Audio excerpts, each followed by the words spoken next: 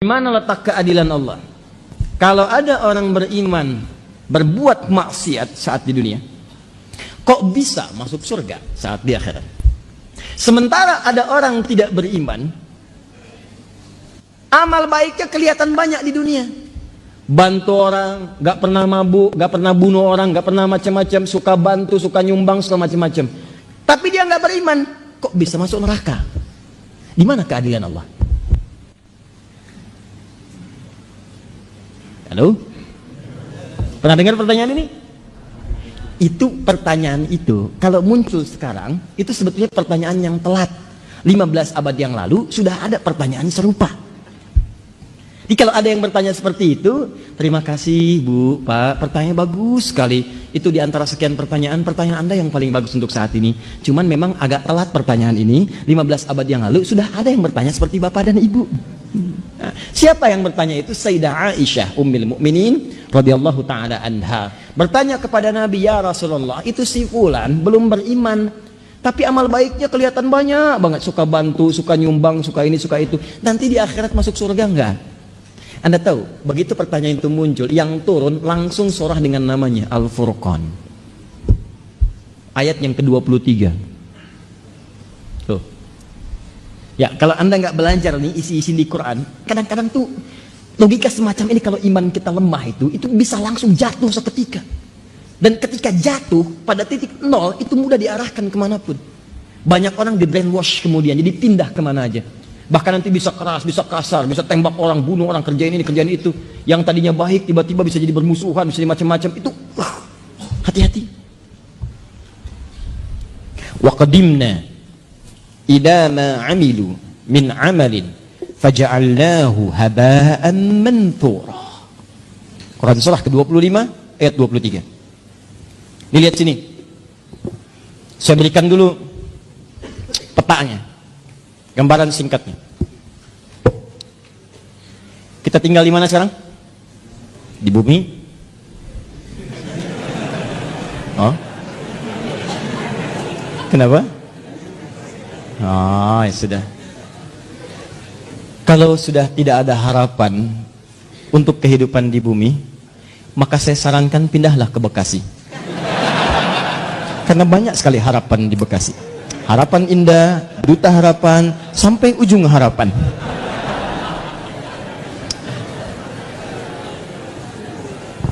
Sudah. Di bumi ini sifatnya sementara atau sementerus abadi? Karena itu sifatnya disebut dengan dunia namanya. Ad-dunya. Dunia itu bukan tempatnya, dunia itu sifatnya. Dunia. Di tempatnya ardun, tempat yang dipijak. Kita terjemahkan karena kita memijak bumi, maka terjemahkan dengan bumi. Sifatnya disebut dengan dunia dari kata dana yadnu dunuan wa dunyaan. Dana yadnu dunuan wa dunyaan. Artinya bisa berarti sesuatu yang dekat dan singkat. Sangat singkat. Dekat, singkat. Wadanal jannataini, dan nanti saat masuk surga Anda bisa mendapatkan semua kenikmatan dekat sekali. Pengen anggur sambil bertelekan, petik. Pengen pisang, ambil. Pengen apel, ambil. Nggak susah, enak nikmat. Wadanal jannataini dan. Baik. Dunia itu sifat dari kata dana, mengambil makna yang kedua, sesuatu yang singkat. Kenapa kehidupan di bumi disebut dengan dunia? Ingin menunjukkan bahwa semua yang kita jalani rasanya teramat singkat, masanya begitu dekat. Kayaknya baru kemarin kita ketemu, ya iya, sudah punya cucu 5. Kayaknya baru kemarin kita ketemu, ya iya, sekarang sudah ketemu lagi sekarang. Kayaknya baru tadi pagi kita merencanakan taklim, hari ini sudah ada di sini. Kayaknya teman-teman sekalian, dan terasa begitu singkat. Singkat, kayaknya baru ini, kayaknya baru itu, dan semua sudah berlalu cukup sekian lama. Kehidupan di bumi itu semuanya singkat, karena itu disebut dengan dunia sifatnya. Jelas di sini? Walaupun bahasa Al-Qur'annya disebut dengan ardun, tempatnya. Ardun itu setiap tempat yang dipijak. Nah, karena kita memijak bumi, maka bumi disebut ardun. Kalaupun Anda sedang misal jalan-jalan atau yang ada kegiatan lain keluar bumi, misal saya tahun depan mau liburan ke bulan, Nah, begitu Anda menginjak bulan, maka bulan pun menjadi ardun.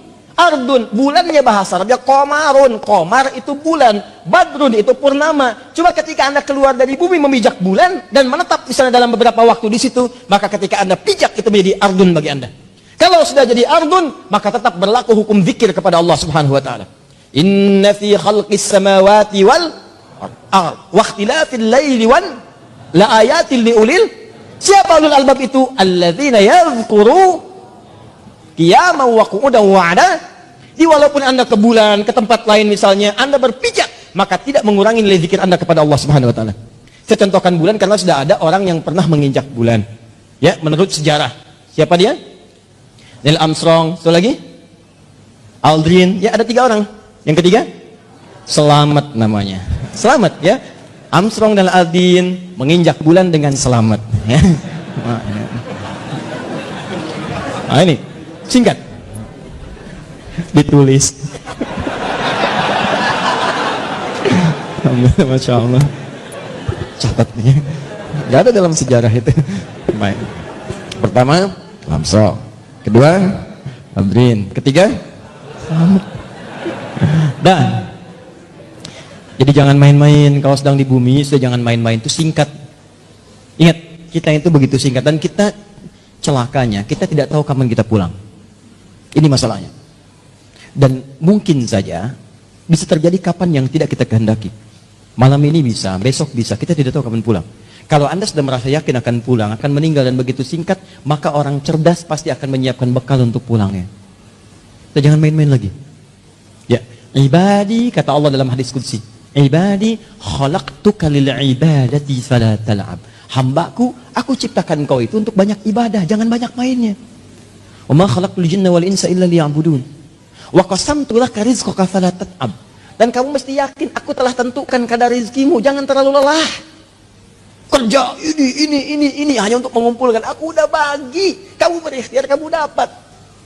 Kamu mendekat kepada saya untuk ibadah, saya berikan keberkahan dan luaskan rezekimu. Kamu tinggalkan saya untuk mencari dunia, maka saya akan buat kamu sibuk dalam urusan dunia. Kamu merangkak mencari dunia, sibuk. Malam mikirin dunia, sore mikirin dunia, siang mikirin dunia. Dan kata Allah, saya pastikan kamu pun tidak akan meraih lebih daripada apa yang telah aku tetapkan untukmu. Di bawah secapek Anda pun dapatnya cuma segitu juga. Jangan terlalu banyak mainin. Nah, jadi ketika Anda tinggalkan ini, bumi, pindah kemudian di satu tempat persimpangan, alam pemisah, disebut dengan barzakh. Barzakh itu pemisah. Bainahuma barzakhul la yabghiyan. Nah, kemudian tempatnya disebut dengan kubur. Afala ya'lamu idza bu'thira ma fil kubur. Nanti dari sini pindah kemudian ke akhirat. Di akhirat ini secara cepat baru kita bicara surga dan neraka. Surga dan neraka. Tengah-tengahnya ada Araf. Jadi kalau kita ingin bicara surga dengan neraka, fokus baik-baik, maka tempat yang dibicarakan bumi atau akhirat? Saya ulang. Di bumi ada surga tidak? Tidak. Ada neraka tidak? Tidak. Nah, di mana ada surga? Di akhirat. Kan pertanyaan tadi, kenapa dia tidak masuk surga, yang lain masuk surga? Berarti Anda sedang bicara hukum akhirat, bukan sedang bicara hukum dunia. Jelas? Nah, dalam kaidah mengatakan, di setiap tempat yang berbeda, pasti memiliki hukum yang tidak sama. Jangankan masalah akhirat, di bumi saja kalau tempatnya beda, hukumnya tidak sama. Toilet Lebak Bulus akan beda dengan toilet Kampung Rambutan. Di sini bayar 1.000, sana 2.000.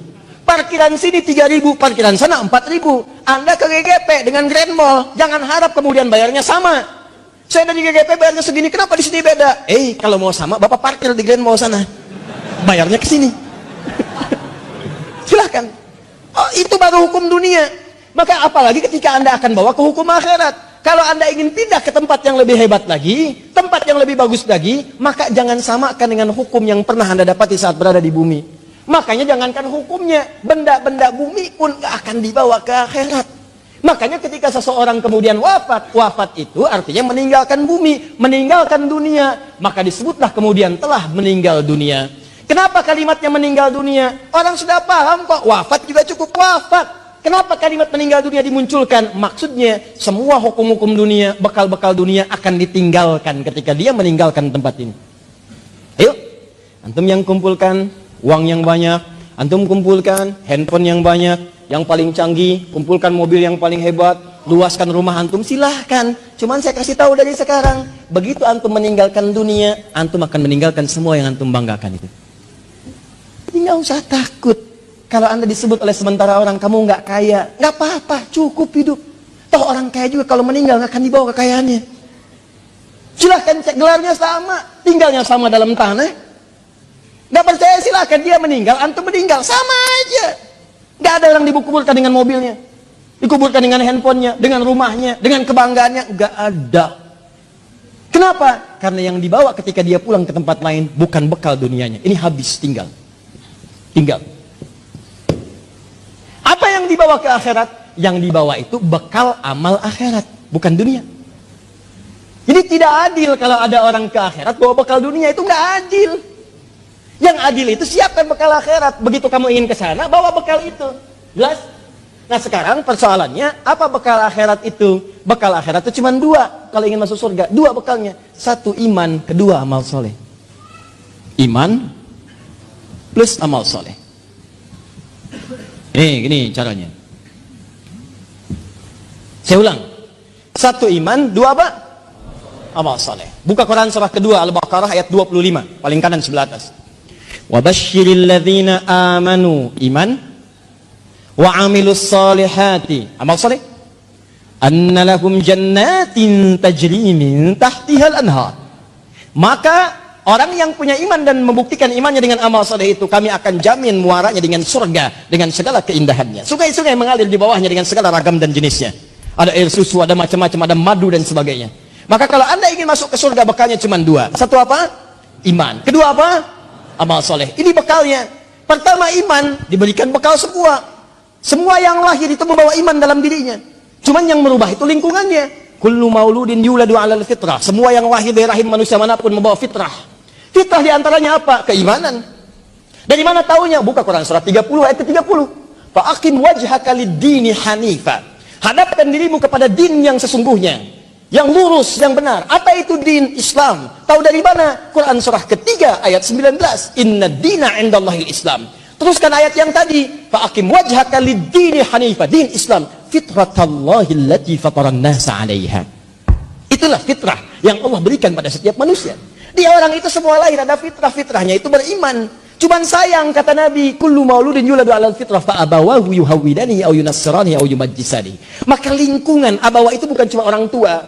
Kadang orang tuanya muslim, disekolahkan di tempat yang bukan islami, terbawa, pindah keyakinan, iman hilang. Itu jadi masalah. Gaul di tempat orang yang tidak beriman, ke bawah, ngobrol, diskusi, ke bawah, pindah, hilang keimanan. Itu bekal iman tidak ada, tinggal amal soleh. Apa bentuknya amal soleh? Nih, banyak. Setiap kegiatan kita berpeluang jadi amal soleh kalau dilakukan dengan iman. Contoh, mau duduk? Bismillah. Begitu saya duduk, itu kalimat bismillah ya, itu yang menjadikan duduk saya mendapatkan pahala. Itu yang disebut dengan amal soleh. Saya ulang ya, saya ulang. Fokus. Semua kegiatan di dalam Islam, dan saya pastikan kepada anda, saya mencoba untuk meneliti di beberapa yang lain, saya tidak temukan, cuma di Islam. Ya, ini kaidah kita. Jadi kalau ditanya bisa jawab, bukan dalam konteks merendahkan yang lain, tidak. Perhatikan baik-baik.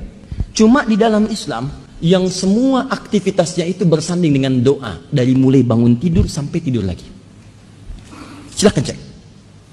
Bangun tidur kita ada doanya? Ada. Cek di tempat lain, anda tidak akan temukan.